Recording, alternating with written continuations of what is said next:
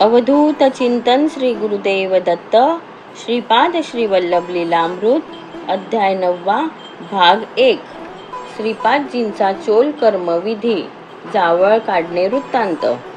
गुरुदेव श्री काशीनाथ पंडित नित्यानुष्ठान पूर्ण करून ध्यानस्थ बसले असताना देवराय अत्यंत भक्ती श्रद्धापूर्वक साष्टांग नमस्कार करून त्यांच्या सानिध्यात बसला.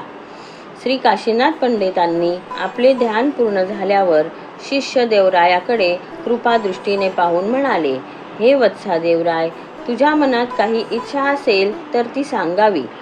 करुणा समुद्र श्रीपादजींच्या कृपेने तू ज्याची इच्छा करशील ते मी तुला प्राप्त करून देईन. गुरुभक्त देवरायने श्री काशीनाथ पंडितांना प्रार्थना केली, हे गुरुदेव, मला श्रीपादजींच्या लीलाविषयींचे संपूर्ण ज्ञान करून घ्यायचे आहे. त्यांच्या चरित्राविषयी कितीही ऐकले तरी पुन्हा पुन्हा ऐकावेसेच वाटते. याकरिता माझ्यावर दया करून श्रीपादजींच्या अवतारकालातील मुख्य घटना व विषय मला ऐकवा. श्री काशीनाथजींनी श्रीपाद श्री वल्लभांच्या लीला सांगण्यास सुरुवात केली. वत्सा देवराय, भगवान श्रीपादजींचा महिमा भक्त लोकांना हृदयानंदकारक आहे. ते पदोपदी अद्भुत लीला दाखवून दिवसेंदिवस प्रवर्धमान होत आहेत. स्वामीजींच्या वयाला 3 वर्षे झाल्यानंतर पुनर्वसू नक्षत्रात एका शुभमुहूर्तावर चौल कर्मविधी करण्याचा निश्चय करून राजशर्माने आपले बंधू, मित्र व पुरोहित या सर्वांना आमंत्रित केले. यथाविधी गणपती पूजा, पुण्याहवाचन, अंकुरारोपण, नांदी देवतांना आमंत्रित करून सगृहोद्योग विधानपूर्वक चौलहोम पूर्ण केला. स्वामीजींच्या केसांच्या जटा पाहून मंत्रपूर्वक संस्कार केला. श्रीपादजींना धान्याच्या राशीवर बसवून न्हाव्याने केस कापून लांब केस वेगळे व जटा झालेले केस वेगळे करून सांभाळून ठेवले. राजशर्माने दिलेली दक्षिणा, धान्य व कापलेले केस गोळा करून न्हावी आपल्या घरी घेऊन गेला.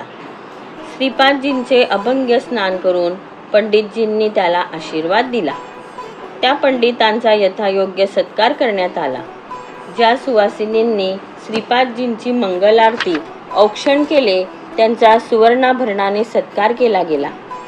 बंधू व पंडितांना आणि सर्व लोकांना भुरी अन्नदान, ब्राह्मणांना दशदान व अनेक विशेष प्रकारची दाने देऊन चौल कर्मविधी अतिवैभवात पार पाडला. श्रीपादजींच्या लीलेने न्हावी धनवान झाल्याचा वृत्तांत. साधारणतः कापलेले लांब केस गंगावन करणाऱ्याला विकत असत. काही दिवसानंतर कापलेल्या केसांना खरेदी करणारा मनुष्य येईल असा विचार करून त्या न्हाव्याने श्रीपादजींचे कापलेले केस व जटा यांचे एक गाठोडे करून विकण्यासाठी घरी आणले होते. ते गाठोडे त्याने बाहेर काढून पाहिले तर त्यातील जटा रत्नमालांमध्ये रूपांतरित झालेल्या होत्या. रत्नमाला पाहून न्हाव्याला खूपच आश्चर्य वाटले व आनंदही झाला. ती रत्नमाला त्याने सांभाळून ठेवली व उरलेले केसही सांभाळून ठेवले. काही दिवसानंतर त्या रत्नमालेतील थोडी रत्ने विकून त्याने राहण्यासाठी एक घर व थोडीशी शेतीही खरेदी केली.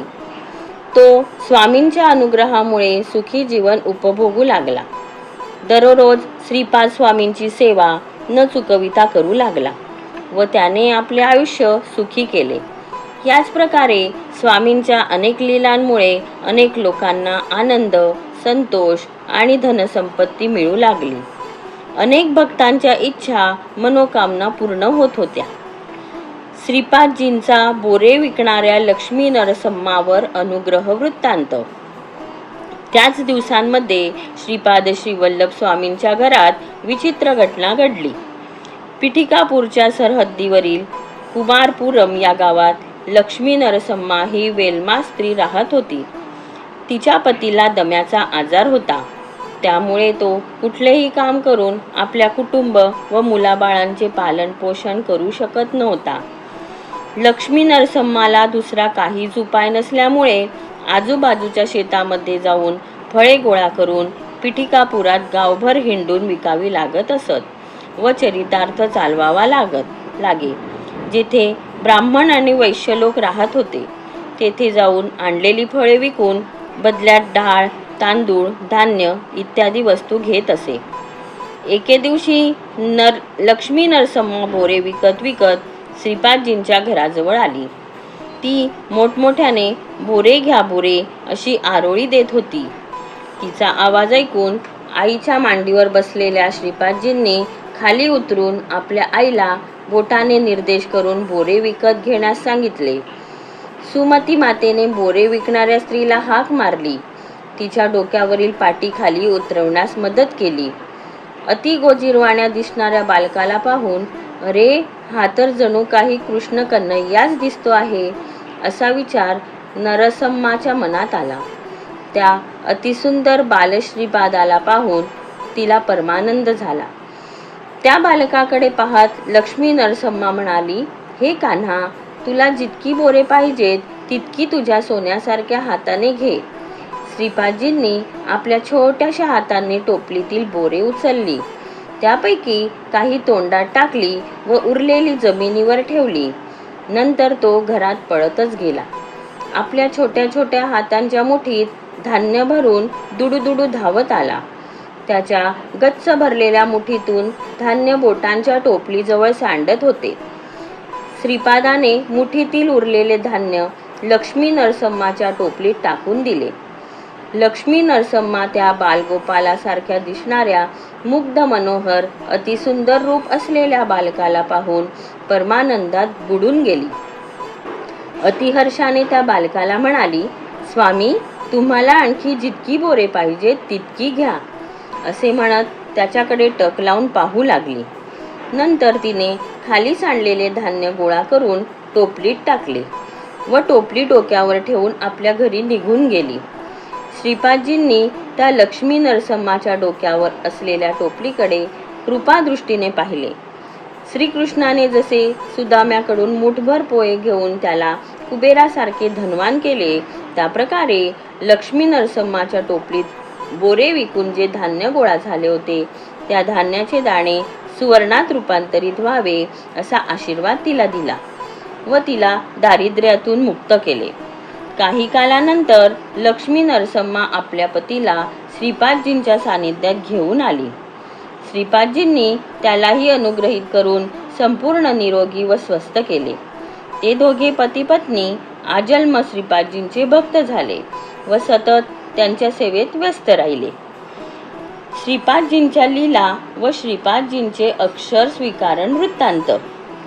श्री गुरुभक्त देवराय गुरुदेव श्री काशीनाथ पंडितांना नमस्कार करून म्हणाले, हे गुरुदेव, श्रीपादजींच्या विषयीच्या अनेक चित्रविचित्र घटना व अद्भुत महामहिमान्वित लीलांविषयी आपण वर्णन केलेत, परंतु त्या महनीयांच्या जितक्या दिव्य लीला सांगाल तितक्या त्या पुन्हा पुन्हा ऐकण्याचे कुतूहल जागृत होत आहे. जितक्या त्या ऐकाव्यात तितका ब्रह्मानंद प्राप्त होत आहे. आता श्रीपादजींचा अक्षर स्वीकार महोत्सव कशा प्रकारे झाला ते आम्हाला कृपा करून सांगा. अवधूत चिंतन श्री गुरुदेव दत्त. श्रीपाद श्री वल्लभ भगवंताचा जय जयकार असो.